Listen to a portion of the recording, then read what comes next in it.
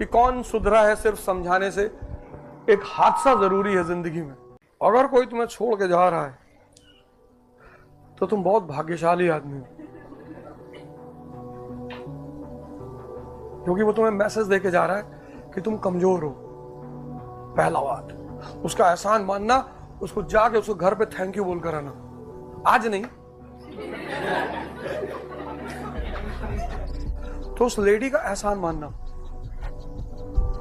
वो तुम्हें बता के गई कि खत्म हो तुम। अब अपनी कीमत पैदा करो, और कीमत पैदा करके सबसे पहले उसे घर जाना, 2-4 लाख रुपए का गिफ्ट लेके उसको देना, ये रख लो, ऐश करो। क्योंकि हर वो आदमी जो तुम्हें जगा रहा है वो तुम्हारा आदमी है। कोई समझदार लड़की होती तो कम से कम मोबाइल तो रिचार्ज करने लायक है ही हो, इतना काम तो तुमसे ले ही लेती। पर वो एहसान करके गई है तुम्हारे ऊपर, ठीक है? तो उसको डायरी में लिखो, उसको लिए दुआ किया करो। जब नमाज पढ़ा करो तो उसको दुआ में याद रखा करो। वो तुम्हारी सच्ची हितैषी थी। क्योंकि कितना भी मरा हुआ हो, कम से कम आइसक्रीम तो खिला ही सकता है।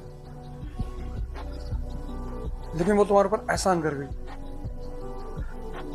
तुम उसकी याद में सिगरेट मत पियो।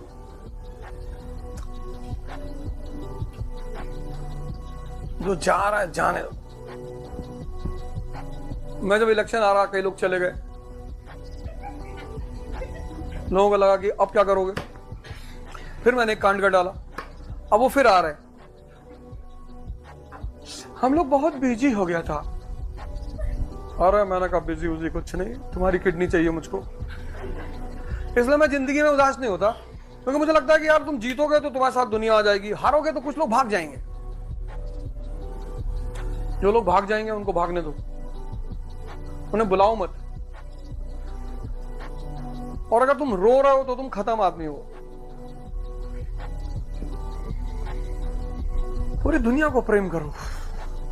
कहां एक आदमी के चक्कर में पड़े हो।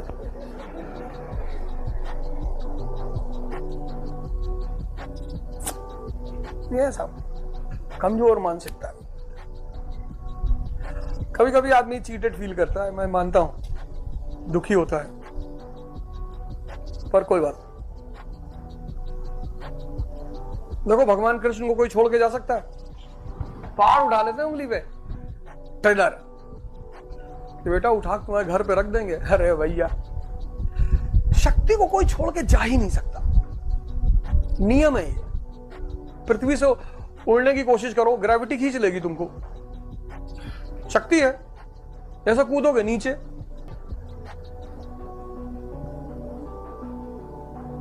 तो ये सब घटनाएं जीवन में होती बदलने के लिए।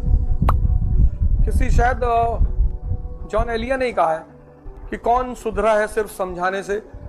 एक हादसा जरूरी है जिंदगी में। तो हो गया तुम्हारे साथ, बड़ी अच्छी घटना है उसका, वो मनाओ, खुशी मनाओ। आज जाओ 100 रुपए की मिठाई बांट देना बाजार में।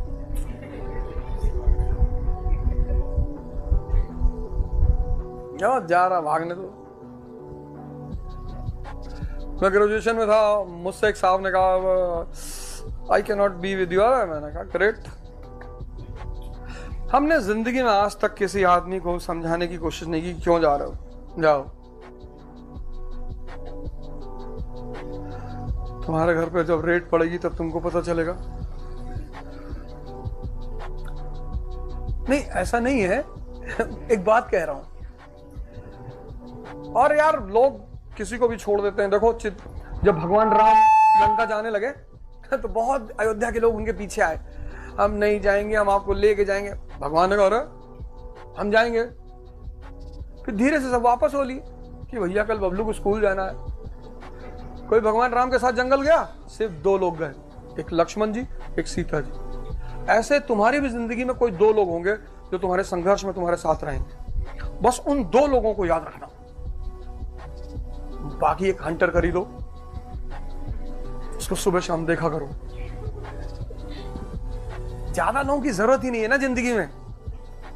पूरी फौज, तुम चाहते हो कि पूरी दुनिया मेरे साथ मेरे स्ट्रगल में रहे, कोई नहीं रहेगा।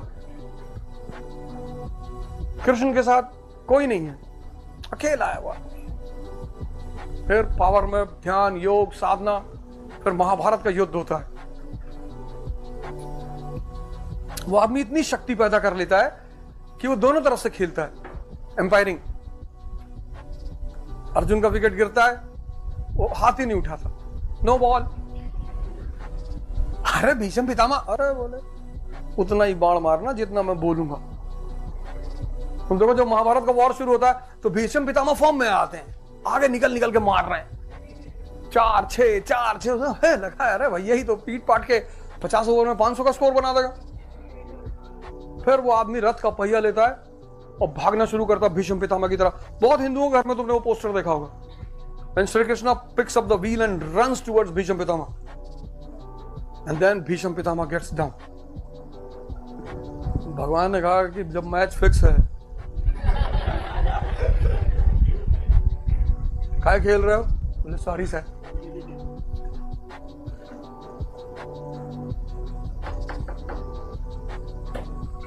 ये सब क्यों पढ़ाए जाते हैं? तो मोहम्मद साहब के जीवन देखो, वही तैफ के लोगों ने पत्थर मारा, आज सजदा कर रहे हैं। तो ये सब चीजें हमें इसीलिए पढ़ाई जाती हैं। वही डॉक्टर अंबेडकर को क्लास के बाहर बिठाते थे, आज सब जगह मूर्ति। क्यों? उस आदमी ने प्रूफ किया अपने आप को, पढ़ाई की, इतना पढ़ाई कर लिया कि कोई उस आदमी के सामने बोल ही नहीं पाता था।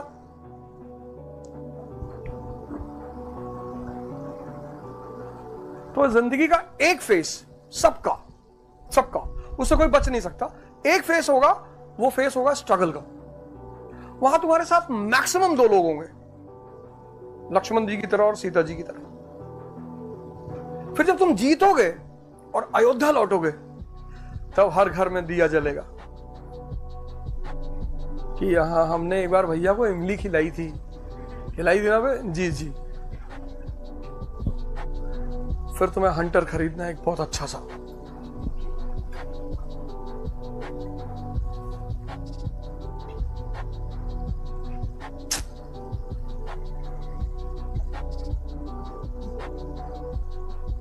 वो राजपाल यादव की मूवी है गोलमाल, धमाल।